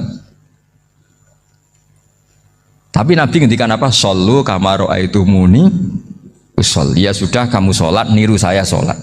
Berarti Nabi sholatnya diperlihatkan apa disembunyikan? Diperlihatkan. Jadi begitu juga saya berkali-kali bilang, orang tahu kalau itu bidan ya berdasar tulisan itu bidan. Tahu kalau itu dokter gigi ya itu dokter gigi. Jangan sampai gara-gara tidak ada tulisan mau beli alat bangunan di dokter gigi, mau periksa gigi di toko bangunan. Gara-gara apa? Nggak ada maklumat. Nah, di sini ulama-ulama selalu memaklumatkan dirinya. Termasuk Imam Ghazali ketika ngarang kitab dinamai Ihya Ulumuddin, bahwa kitab ini bisa menghidupkan ilmu-ilmu agama yang mulai hilang. Begitu seterusnya. Jadi ini ngaji ya. Jadi orang itu harus ngerti ya. Jadi jangan nuruti emosi sendiri atau logika sendiri. Bahwa saya suka humul, ya monggo, agama Islam menyediakan sarana itu. Uzlah itu ya punya sisi kebaikannya sendiri. Tapi syuhrah terkenal asal tidak nuruti nafsu juga punya sisi kebaikannya sendiri. Setidaknya umat ini punya satu master kebaikan yang mudah diakses. Tapi tadi saya ulang lagi, jangan karena hadun nafsi, jangan karena kepentingan pribadi. Makanya di sini disebutkan wa yadullu ala dzalika ay ala syuhrah anna Allah ta'ala amarul anbiya bi idharil amal lil iktida. Allah selalu memerintahkan para nabi kalau ngamal kebaikan ya harus dimunculkan supaya bisa ditiru. Yaitu tadi kita tidak bisa bayangkan kan kalau misalnya Nabi menyuruh kamu harus sholat yang benar, kemudian sholatnya Nabi sembunyi. Kalau ditanya, Nabi saya niru siapa? Wah itu rahasia, kamu nggak boleh lihat sholat saya saat takut tidak ikhlas. Ribet kan? Sehingga jamaah itu statusnya tetap harus. Nah bedanya harus ini ulama berpendapat harus yang apa? Fardu kifayah. Tapi fardu itu maknanya harus. Tapi bukan berarti kalau nggak jamaah sholatnya nggak sah, nggak. Tapi statusnya jamaah tetap apa? Harus. Nah barokahnya harus ini orang yang baru sholat, sholatnya langsung benar karena ada yang diikutin. Coba kalau mantan dukun baru sholat terus sholat sendiri, itu mesti mirip mantra itu. Karena dia tidak ada master percontohannya. Tapi barokahnya ada master, orang paling bodoh pun kalau sholat ya benar, karena standar ada komandonya, ada imamnya. Sehingga Imam Ahmad malah berpikir keras, syarat sahnya sholat itu harus jamaah. Cara pikirannya Imam Ahmad keras sekali beliau. Jika kalau orang sholat sendiri kok ada orang lain yang maunya berjamaah harus bayar, orang itu harus bayar demi sahnya sholat. Itu madzhabnya Imam Ahmad. Tapi kalau madzhab Syafi'i hanya mengatakan itu fardu kifayah, yang kalau satu komunitas nggak mau melakukan semuanya apa? Dosa. Ya jadi ini sebelum sesi ringan tanya jawab, hanya 2 saja tanyanya, nggak boleh banyak-banyak, nanti nggak pulang-pulang saya. Jadi tak baca lagi biar dapat berkahnya Imam Ghazali. Wa qala qaumun asirru afdalu minal alaniyati. Terus kata sebagian ulama al alaniyah itu afdal minas sirri. Terus diperbandingkan baik yang mana amal dipertontonkan sama ndak. Terus kata Imam Ghazali, kalau orang itu bisa jaga tidak riya, maka sebaiknya dipertontonkan karena kebaikan harus yang muncul, bukan yang tidak baik yang muncul. Makanya ketika memaklumatkan diri sebagai ingin jadi generasi khairah ummah, itu kalau diterjemah itu kan wow, khairah ummah, umat terbaik. Itu kan kayak agak angkuh. Tapi nggak apa-apa, itu nggak apa-apa. Masa kita kampanye siap degradasi moral kan ya lucu kan, masa jualan gitu kan ya lucu. Kita memang ingin mengkhidmati ummah, berbakti dengan umat, membantu supaya jadi generasi khairan apa? Ummah. Tidak apa-apa dimaklumatkan supaya dengan itu umat punya sarana. Oh kalau ingin jadi khairan ummah kuliah di sini. Jangan lalu enggak gitu. Ya sama kita dokter, maklumatkan saja dokter gigi, dokter kandungan, dokter bedah. Sehingga orang kalau mau bedah ya jangan ke dokter kandungan. Jadi barokahnya maklumat ya. Jadi saya mohon sekali ini, saya sendiri sebetulnya orang yang nggak siap terkenal sebetulnya, tapi ya sudah terserah Allah saja. Kalau itu cara Allah menyebar kebaikan, ya monggo. Pokoknya kita tawakal saja sama Allah Subhanahu wa Ta'ala. Assalamualaikum warahmatullahi wabarakatuh. Alhamdulillahirabbil alamin. Begitu tadi telah kita simak bersama-sama ceramah pengajian dari Kiai Haji Baudin Nur Salim atau biasa disebut dengan Gus Bah di channel Tasih Ngaji. Semoga ini menjadi manfaat untuk kita semuanya ya. Semoga kita bisa menimba ilmu dari ceramah tadi. Kita ambil sisi bagusnya, kayaknya bagus semua ya, begitu. Oke, terima kasih yang sudah menyimak video ini. Buat teman-teman semuanya yang belum subscribe, silahkan subscribe bila berkenan, dan bila mana tidak juga tidak mengapa. Oke, semoga saja kita semuanya selalu dalam lindungan Allah Subhanahu wa Ta'ala, dijauhkan dari segala mara bahaya, dan kita selalu senantiasa selalu istiqomah dalam iman Islam kita, begitu. Jangan bosan-bosannya kita selalu menyimak pengajian-pengajian, ceramah-ceramah dari ustadz kita, guru kita, kiai kita, ulama kita, yang salah satunya di channel Tasih Ngaji ini ya. Mungkin disambung di lain waktu, bisa disambung di lain kesempatan dengan judul yang berbeda. Bila mana ada salah-salah kata dari saya pribadi, saya mohon maaf untuk yang sebesar-besarnya. Sampai jumpa lagi dan saya ucapkan assalamualaikum warahmatullahi wabarakatuh.